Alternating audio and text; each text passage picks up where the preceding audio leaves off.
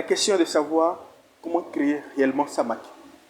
Je vous assure, lorsque vous allez taper sur ChatGPT ou Google, vous allez avoir de multiples manières, de multiples méthodes, plusieurs méthodes pour créer sa Mac.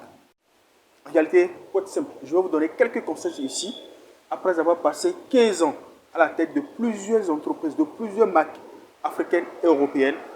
Honnêtement, le premier conseil que je vais donner pour la création de sa Mac, c'est d'abord la connaissance. La connaissance est primordiale. Quand je parle de connaissance, je parle d'expérience. Je parle de savoir-faire. C'est très important. Et quand vous avez ce savoir-faire, vous avez déjà résolu 80% des problèmes dans la création de votre Mac. Vous savez, même si vous avez une grande Mac qui est connue de tout le monde et que vous n'avez pas la finesse, vous n'avez pas la qualité de ce que vous faites, c'est inutile.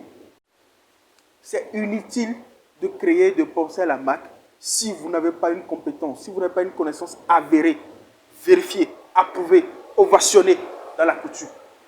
Donc la première des choses que je vous demande, lorsque vous êtes jeune styliste, lorsque vous êtes jeune couturier, lorsque vous êtes jeune modéliste en Afrique de l'Ouest ou dans le monde, c'est d'abord la quête de l'expérience.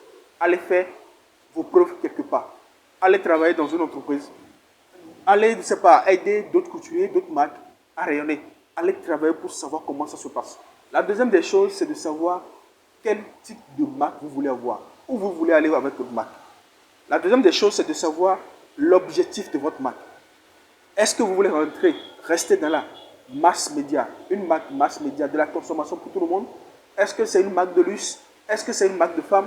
Vous devez savoir réellement quel est l'attribut, quels sont vos objectifs.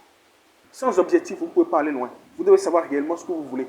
Et la troisième des choses maintenant, vous allez penser maintenant au nom de la marque. Et quand je parle de nom, je parle de la charte graphique. Quand je parle de la charte graphique, je parle de la couleur, du logo, de la police et tout ce qui rentre en ligne de compte pour avoir une marque facile, reconnaissable, facile de prononciation, mémorisable, où tout le monde peut l'appeler facilement.